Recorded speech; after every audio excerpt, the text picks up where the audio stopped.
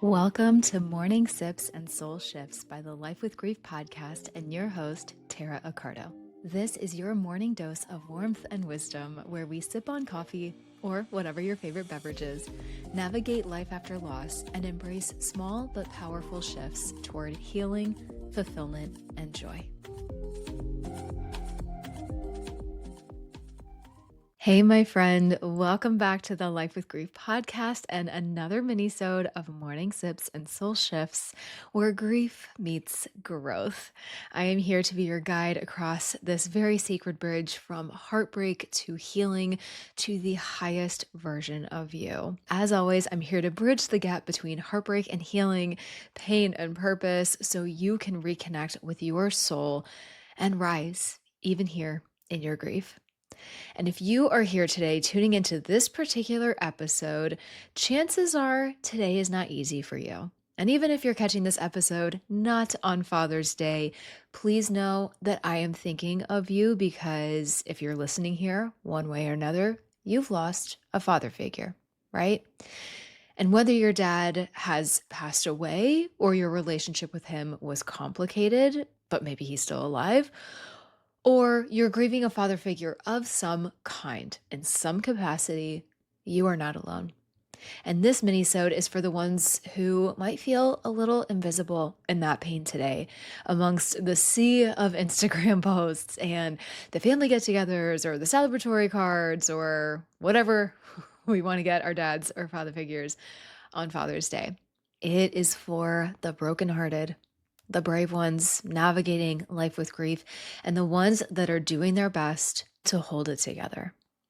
And if that is you, I want you to know you are so seen. I am holding space in my heart for you, and this sacred space on this podcast is for you. And I want to just set the stage by acknowledging the emotional complexity that not only today, but just everyday life with grief can bring, right? Sadness, anger, numbness, relief, regret, even jealousy. This is not about fixing it. There's no fixing it, really. It's honoring it. It's acknowledging it because we're always going to miss our father figures, whoever we've lost, really. It sucks they're not here. Let's just call it out for what it is. Let's just be a little messy and not have the perfect polished words for it really quick. It just sucks. Losing loved ones sucks. It just does. It's unfair. We didn't ask for this. We wanted no part of this life without our people and with this kind of pain. And I think, with Mother's Day, with a lot of anniversaries, milestones, big holidays, whatever, the reason that these hurt is there's several reasons really, and this doesn't even necessarily cover everything, but the first thing I feel like I need to call out always with holidays and things like this is the anticipatory grief of the weeks leading up to it, feeling the weight of it before the day even arrives. I don't know about you, but I experience this a lot actually. It's almost like I psych myself out and just think the day is gonna be worse than it is, and sometimes it is, and sometimes it's actually a perfectly fine, pleasant day that might just feel like any other day. So I say that to also bring some just acknowledgement and attention to anticipatory grief. And this could be a really good opportunity for you to kind of check yourself on that. And even, before you listen to this episode, or just again, anytime you're approaching like a big milestone or a quote bigger day like this, are you psyching yourself up a little bit? Are you anticipating the day being painful or like worse than it is? And then having that check in with yourself. Okay, like how bad has today been? How bad was it? Reflecting on the day going and coming. And I think those are all really good and interesting things to be aware of and reflect on as we're grieving. It can really open our eyes to a lot of things in our grief. Also, just this contrast of watching others celebrate what you can't, what you no longer can. Maybe you don't have a father figure to technically celebrate anymore, right? Maybe you just want today to be like any other day. And that is completely fine. But that's the thing about life with grief. Any day can feel painful, can be a stark reminder of what we don't have. I've said this so many times. It's like, I think I might have even said this in the Mother's Day episode, but like, it doesn't take a Mother's Day, it doesn't take a Father's Day, it doesn't take these man made holidays on the calendar to make us miss who we've lost. Also, gotta call out social media here. It is a highlight reel a lot of the time, right? And there's, I think, more and more people appreciating authenticity on that platform, and all of that is great. But let's just say that's not what you're seeing. It can feel especially alienating. It can be an even more stark reminder of what we don't have, and it can feel just thrown in our face. Also, I want to call out grieving, again, maybe a father figure versus perhaps a biological father, right?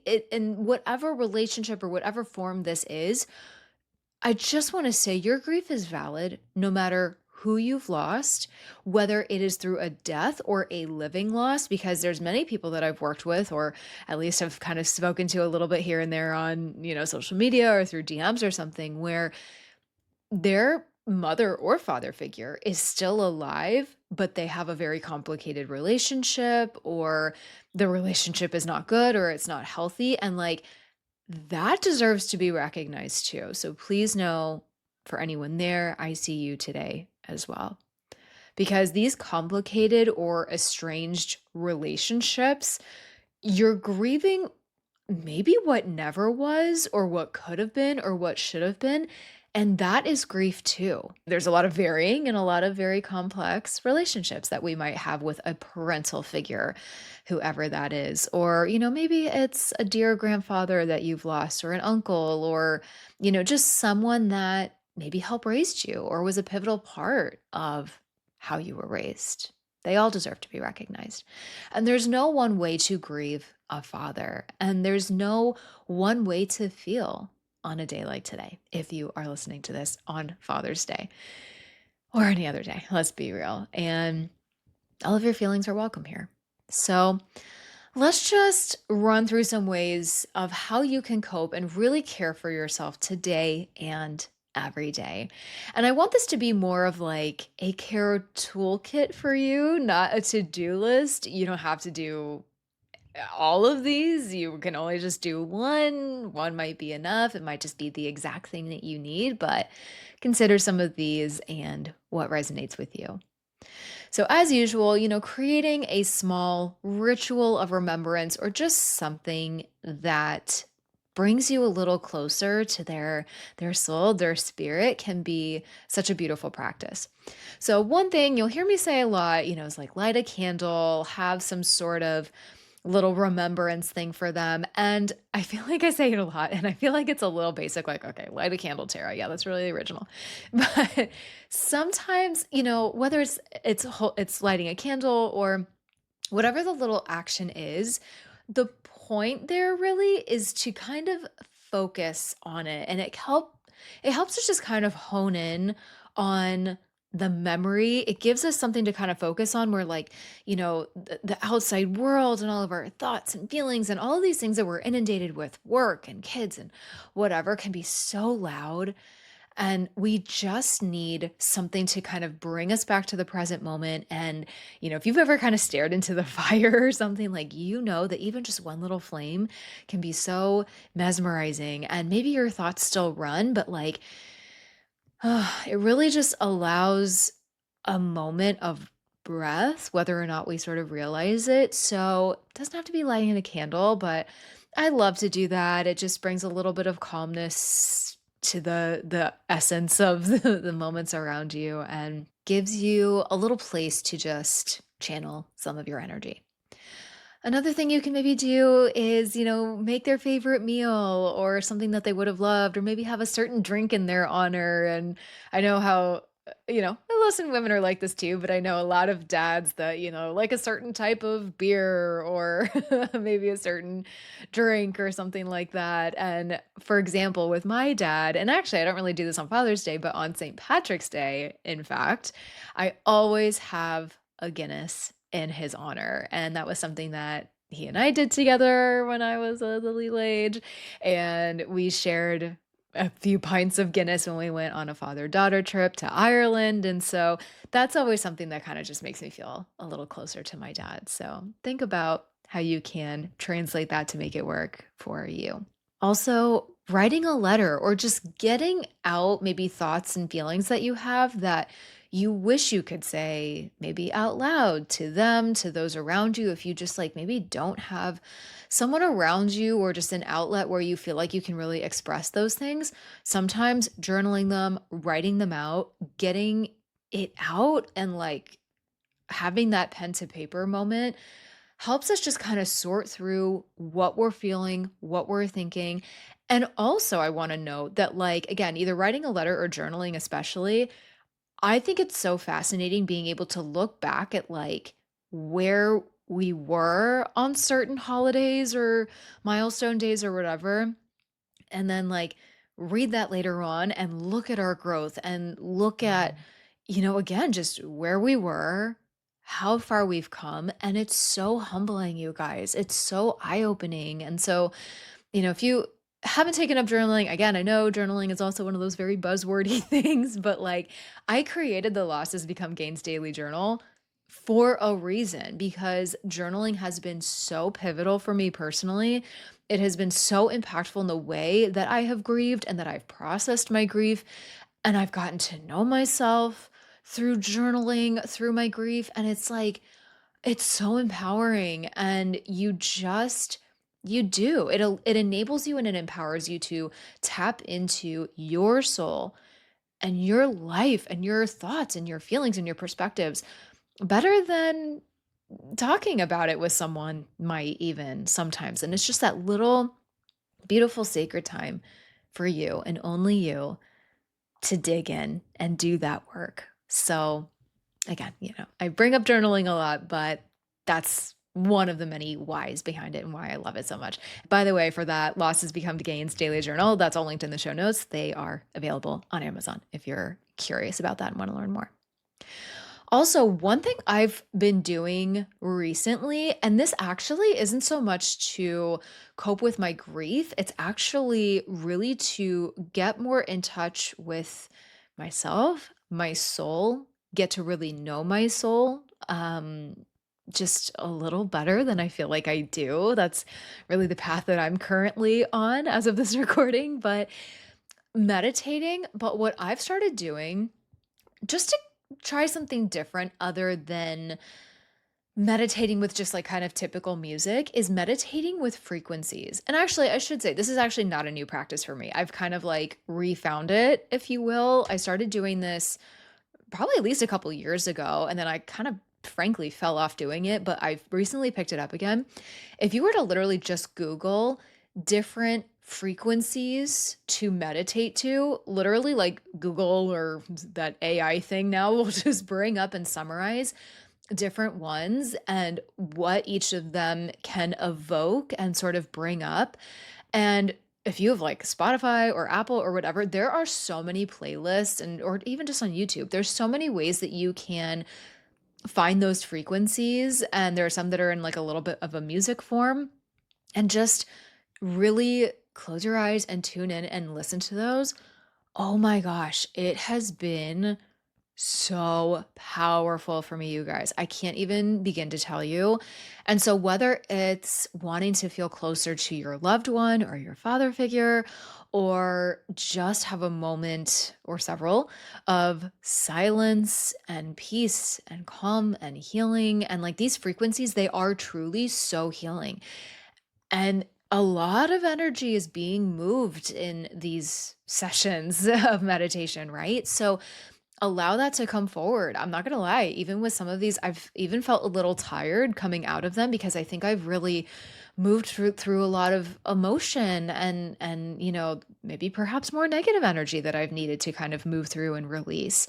And it has been so expansive and so juicy and so amazing. So again, it's just something that I'm really trying to tap into personally more in my own life. So wanted to bring it up in this particular episode today, but in meditative states like this, you really can think about your loved one, keeping that bond, that tether alive. And you never know what downloads you might get. You never know like what kind of like communications or visualizations could come through with this loved one when you get into that meditative state, because that's how we can kind of like bridge that gap a little bit. So just wanted to throw that out there. It can be super, super amazing, the things that come out of that.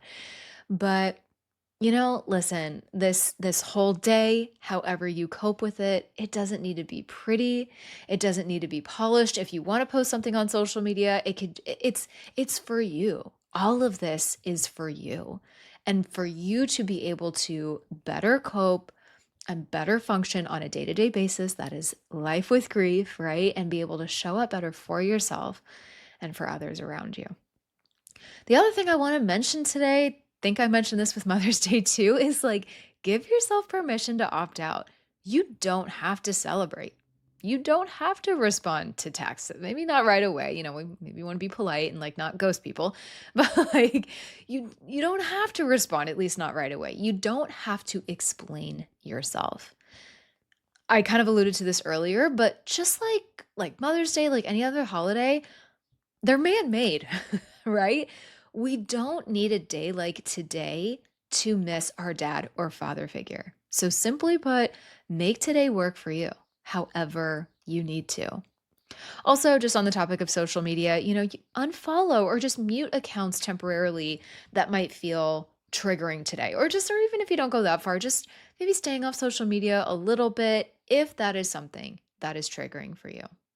Because self-preservation in cases like this isn't selfish, it's sacred. So I empower you to, think about that and know what you need. Number 3 on my list here is to let the emotions move through you. Again, with that meditation that I also just mentioned, for me personally, there was definitely some things that come up through there. There's like sometimes where I feel like I kind of want to cry, or I actually do. And yeah, is it a little uncomfortable? Yeah, maybe I'm not in the mood for crying, but I have to remind myself that if that is a visceral reaction I'm having, if my body is doing that, I need to lean into that. We have to let them move and release and come out how they need to. So cry, scream, go on a walk, journal it out, dance, do some somatic dancing, take a class, whatever. Understand how somatics impact the body. And just as a friendly reminder here for anyone not like horribly familiar with somatics, or you might be like, okay, Tara, like what exactly does that mean? What does that look like? Somatics, in essence, is the field of study that explores the body as experienced from the inside, a first person perspective, focusing on its like internal sensations and how we perceive and interact with our bodies. It emphasizes the mind body connection, acknowledging that experiences, especially very emotional ones, which, hi, as grievers, we've been through some emotional stuff, can leave a physical imprint. And somatic practices basically help us become more aware of our internal states so we can use this awareness to promote healing and just more well-being and our general well-being. So all that to say, don't bottle it up. Don't bottle it up to be strong. Strength isn't the absence of feeling, it's feeling and surviving it. Take a quick moment to think about that and ponder that. Strength isn't the absence of feeling, it's feeling and surviving it. Write that down if you need to. That's what my mom would always say. If one of us said something really good or she wanted us to remember something, she'd always be like, Tara, write that down. But it's true.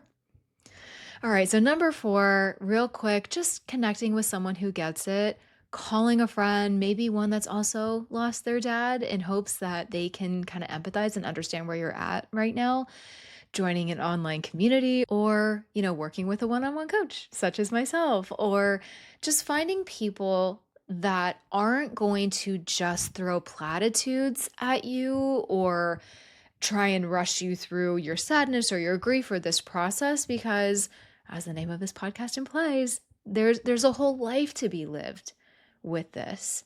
And that deserves to be acknowledged. And we need to get better as a society about recognizing that. So just having someone in your corner to be able to say, like, man, today is hard. And you have someone in your corner who can just deeply understand, not even say anything profound back to you, because it's not about fixing it, right? It never is.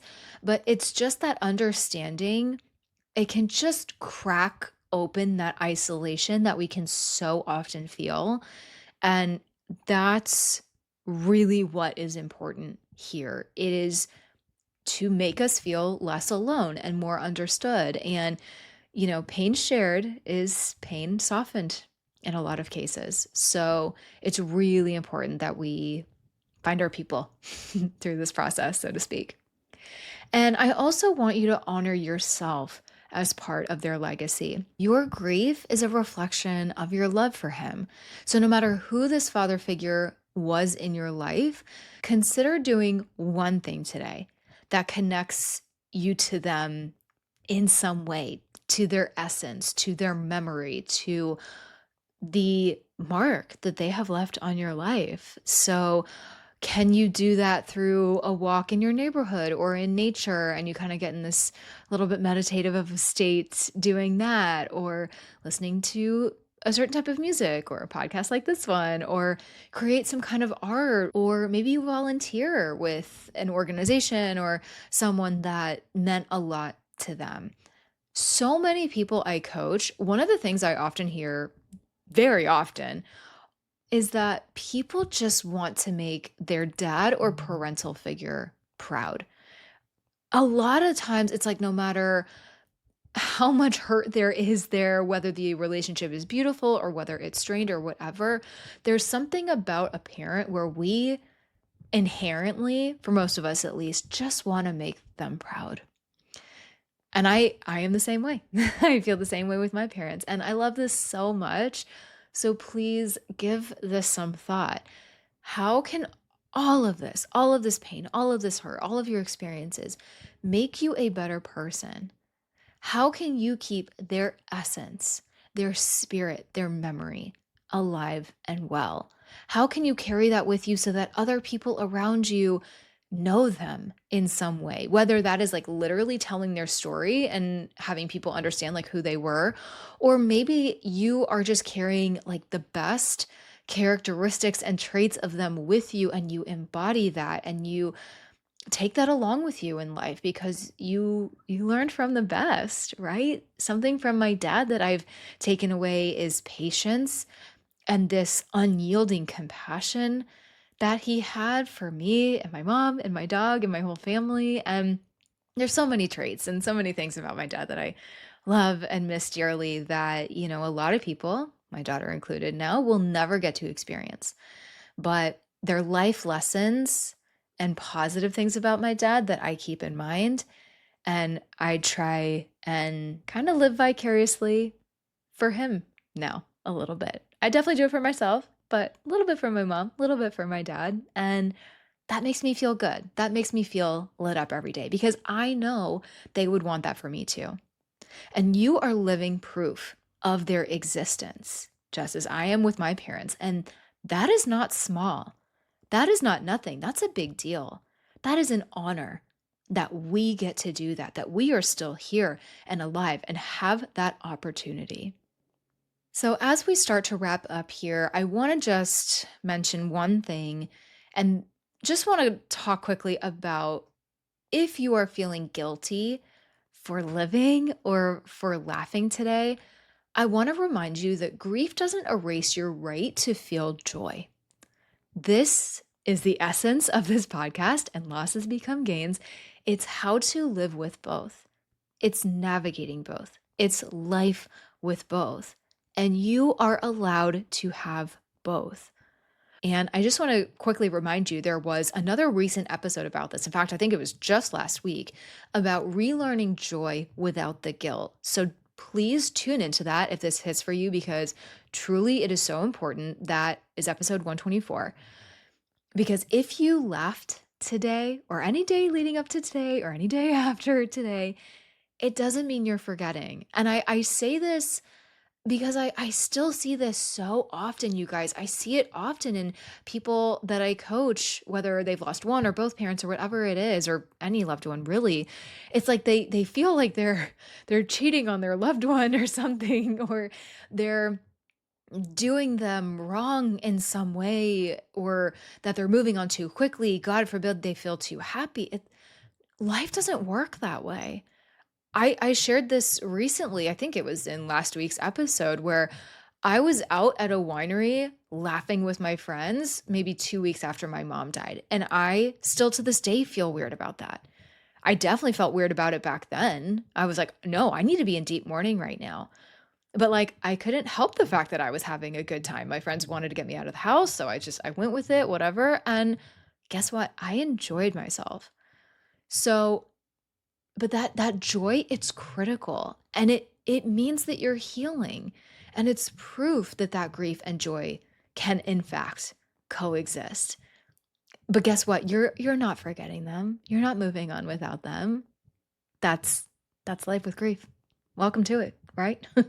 And I would bet money on the fact that your dad, that father figure that you've lost, would never want your entire life to become a shrine to pain.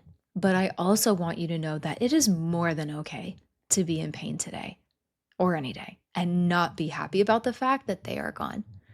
Because I feel you on that, my friend. Trust me, I feel that every single day about both of my parents. And just a final reminder that joy doesn't have to be loud or big. It can show up in a really deep breath that you forgot you needed. It can be in a blissful little warm cup of tea or coffee, or my favorite almond croissant, or whatever moment of peace and calm and stillness that happens upon you in this process. Let every single ounce of that count. So, to finish this up today, please remember that no matter how you spend this day, whether you are in tears and they just keep flowing, or whether you are keeping busy, or if you find yourself numb or nostalgic, you are doing the best you can. That is enough, and let that be enough today. It's okay. And here's just one more super short and quick reflection for you too to consider. What is one gentle thing you can do for yourself today? What is one micro moment, one micro action that you can take to better yourself, better your life, and make yourself and your loved one, if that's important to you, proud and happy and so profoundly joyful that you are still living your life in a way that feels aligned and lights you up? You can do this reflection on both Father's Day or any other day that you are missing your person.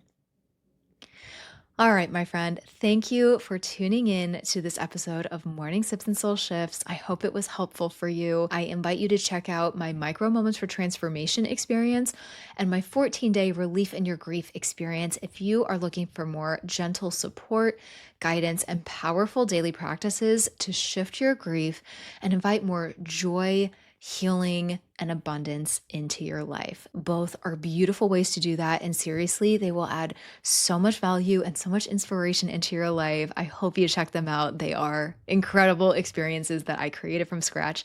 I'm so excited about them. And also, I encourage you to share this episode with someone who might be hurting today too. Maybe they are also missing their dad or their father figure. I so appreciate you sharing any episode of this podcast because it helps me reach even more grievers who could use it.